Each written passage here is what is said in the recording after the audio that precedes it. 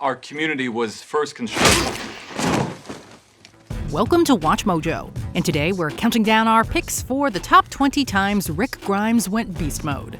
If you aren't caught up with everything from the original Walking Dead to the Ones Who Live show, beware of major spoilers ahead. This is how.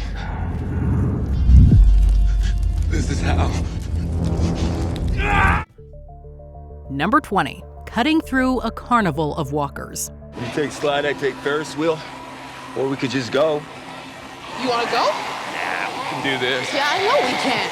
Rick was initially composed as he cut down dozens of walkers in an amusement park. But after he accidentally falls in front of a crowd of hungry enemies, he's forced to unleash his beastly side. Rick started by shooting walkers down with cold precision. Upon running out of ammo, it briefly seemed like he got devoured by the undead. But in an epic moment, Rick re-emerged, shoved a walker aside, and sliced his way to safety with his trusty hatchet. His sudden burst of energy gave Michonne the jolt she needed to fight back after his fake-out death. Rick's refusal to give up ensured that they were the only two left standing among a carnival of walkers. Fighting the fight. That's living. You showed me that. Number 19. Hitting Bob with a car. During Rick's search for Beth, he captures a survivor named Bob. Although the prisoner promises to help, he tries to escape as soon as he gets an opening. Rick eventually finds a car and relentlessly pursues Bob. Officer Friendly tries to gently encourage the escapee to stop. Stop. Stop right now. Stop. When his pleas for peace are ignored, Rick puts his foot on the gas and mows Bob down. The gruff hero showed absolutely no remorse as he walked up to his injured target. Rick even calls out the broken Bob for running. After this incident, we knew for sure that if Officer Friendly tells you to stop, you should definitely listen. I did it. For your friend. Not after this. No. Can't go back, Bob. Number 18. Establishing his Ricktatorship. Not every beast mode moment involves lots of death. In fact, one of Rick's most famous and fierce scenes was all about keeping people alive. Shortly after his group's sanctuary goes up in flames, people start openly doubting him and questioning his decisions. An enraged Rick eventually lashes out and makes it known that he will not tolerate dissension. During his angry rant, he tells people to fend for themselves if they don't like his way of doing things. Go on, there's the door. You can do better. Let's see how far you get. Many fans remember this pivotal speech as the moment where he established his Ricktatorship. Only Rick could make an awesome speech that hits harder than any punch. No takers? Fine. But get one thing straight. You're staying. This isn't a democracy anymore. Number 17. Taking out Tomas. Rick forms an uneasy deal with a group of prisoners led by a man named Tomas. The officer agrees to help the felons take out some walkers in exchange for food. We'll take half. In exchange, we'll help clear out his cell block. Didn't you hear him? There's only a little left. Bet you got more food than you got choices. When they're all fighting together, Tomas tries to get rid of Rick while making it look like an accident. But after Rick survives these attempts on his life, he immediately and violently takes out Tomas. It's coming at me, bro. Yeah, I get it. I get it. A prisoner named Andrew tries to retaliate, but Rick chases him down and leaves him at the mercy of walkers. You better run. No matter how tough these prisoners were, even they were helpless against an angry Rick. Betraying him is the biggest mistake any survivor can make. Sir, please listen to me. It was them that was bad, it wasn't us. Oh, that's convenient. Number 16. Escaping the Atlanta Walkers. I got a Beretta with one clip, 15 rounds.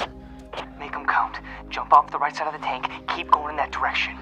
There's an alley up the street, maybe 50 yards. Be there. Every Walking Dead fan remembers the time Rick hid in a tank to escape from Atlanta's walkers. But the awesome moment that's less talked about is how he got out. After some encouragement from Glenn, Rick makes a run for safety with limited ammo and a shovel. Officer Friendly then proceeds to deliver an incredible series of headshots without breaking his stride. He's even able to turn around and nail a few extra walkers on with his remaining ammo. Outside of Rick's incredible accuracy, what made this scene especially impressive was the fact that this was the first time he faced so many undead enemies at once. This sequence served as early proof that the hero could take on hordes of walkers without getting a scratch. Nice moves there, Clint Eastwood. You the new sheriff? Come riding in to clean up the town? Wasn't my intention. Yeah, whatever. Yeehaw. Number 15, hunting the wolves. While Rick was trying to lead a gigantic horde of walkers away from Alexandria, he was suddenly attacked by the violent members of the Wolves group.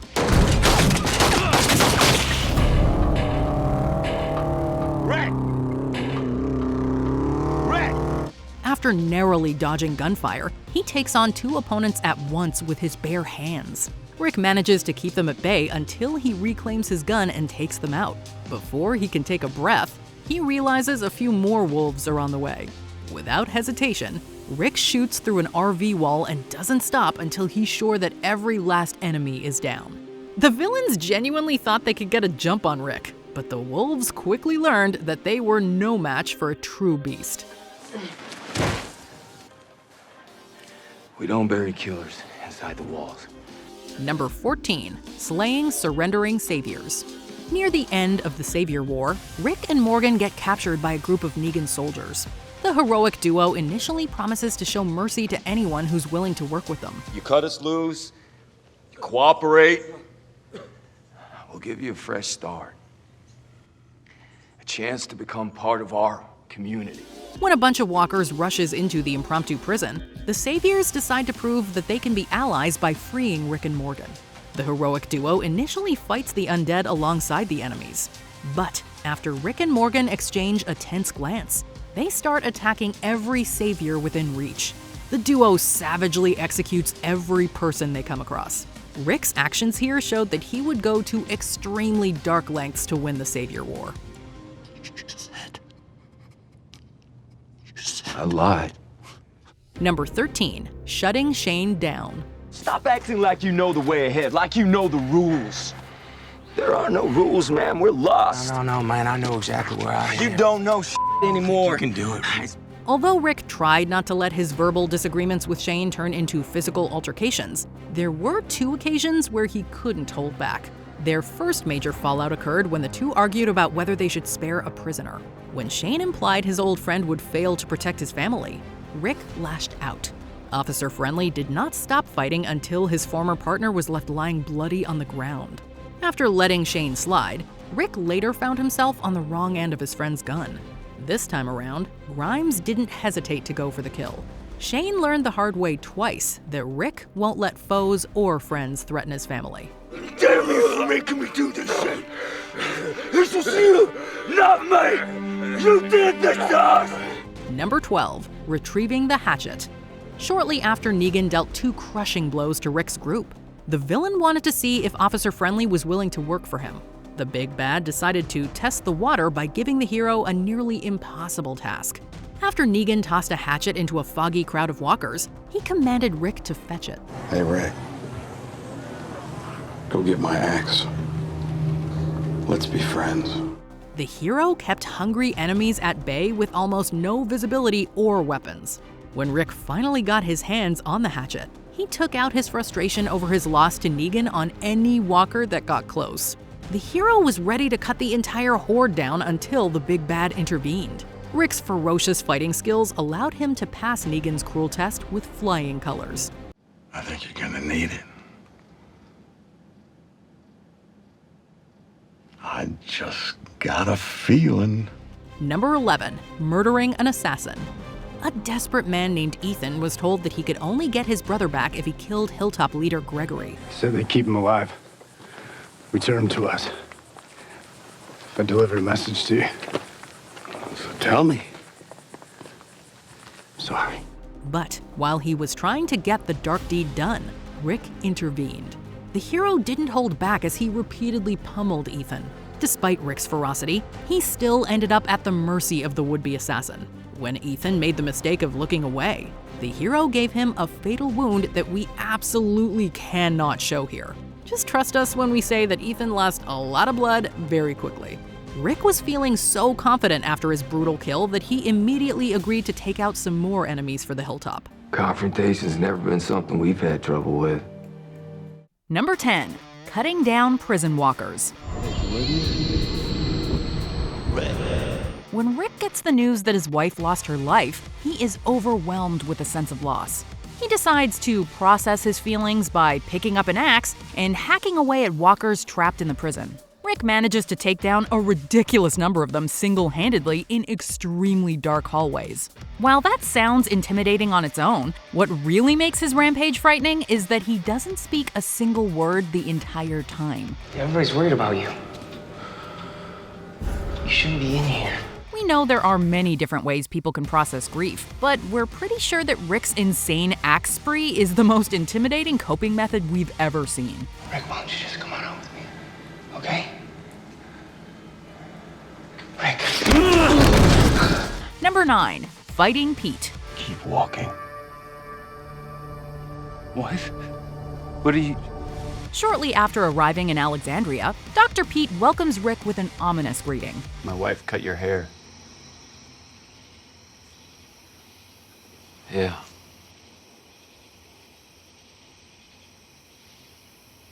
Welcome to Alexandria. And upon observing how Pete misuses alcohol and mistreats his family, Rick becomes wary of him. The tensions between the two rise until they finally boil over in a climactic fight scene. It doesn't matter that the doctor is bigger or that they both crash through a window. Rick is so focused on reducing Pete to a pulp that he pushes away his son Carl when he tries to stop the fight. Rick ultimately decides to let the doctor live another day. However, as soon as Alexandria's leader Deanna decides she wants Pete gone for good, Rick does not hesitate to put him down. Rick.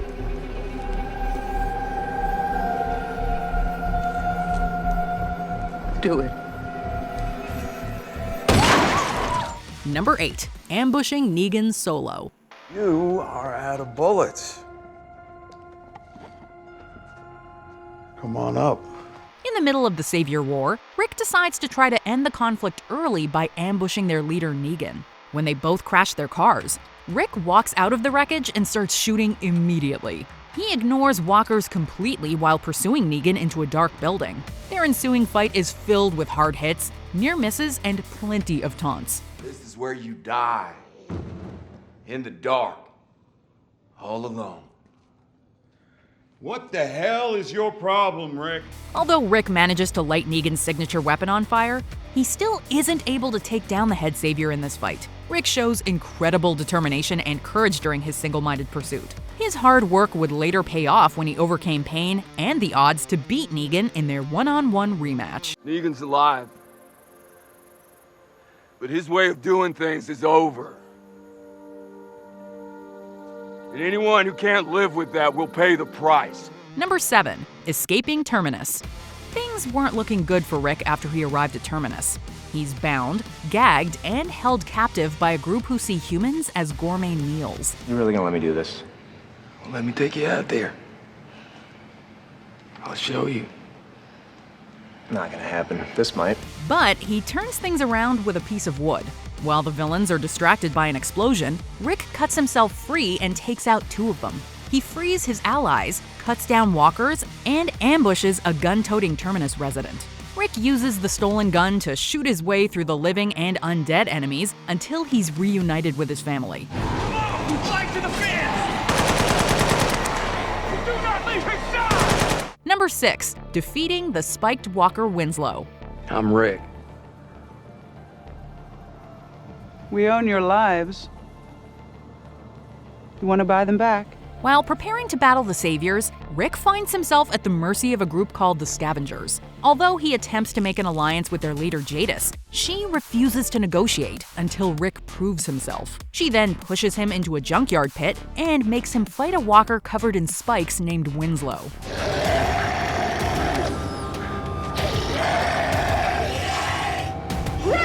Rick doesn't have any weapons and can't touch his foe without injuring himself. But after getting some advice from Michonne, he sends the garbage around him toppling onto Winslow. He then picks up a piece of glass and finishes the spiky walker off for good. Rick's victory in this impromptu gladiator match is one of his most impressive accomplishments. Rick can do anything. Number 5. Removing his own hand. Once the crooked military organization known as the CRM got their hands on Rick, they refused to let him go. And I kept trying to escape, but I couldn't. I couldn't get back to you. I kept trying to get away. They even put one of his hands on a leash to prevent him from escaping. But that did not stop Rick from attempting a daring escape. During a walker battle, Rick isolated himself and heated up a hatchet. He then used the weapon to remove his leashed hand from his body. Not only does Rick stay conscious after the unimaginably painful scene, he also managed to kill a walker and cauterize the wound. Unfortunately for Rick, a CRM soldier tasered him before he could escape. While we're used to seeing the hero rebel against villains, this impromptu surgery stands as his most brutal act of defiance. You think I went what I went through? Did what I did to let anyone choose anything from me? Number 4. Fulfilling a harsh promise. It wasn't just a trap, it was gonna be a choice. You join us, or feed us. One of the most despicable Walking Dead villains was the head of Terminus, Gareth. Rick promised to dispatch him during their first confrontation. After escaping Rick's wrath once, Gareth makes the fatal mistake of going after the heroes again. Rick decides to lure the villain into a trap. He's barely able to contain his quiet rage as he confronts Gareth with harsh truths. And we will never cross paths again, I promise you. But you cross someone's path. Eventually, Rick can't hold back anymore and reaches for a weapon he promised to end Gareth's life with. Knowing that Rick planned this visceral scene is really intense and unsettling. But his actions are arguably understandable for a villain as despicable as Gareth. I'm just making sure it's a big play. Remember what these people are capable of. Number 3. Taking on a Horde. It turns out that Rick's prison rampage was just a warm-up for Alexandria. After the city is overwhelmed by walkers and Carl is severely wounded, Rick decides to take on the Horde by himself.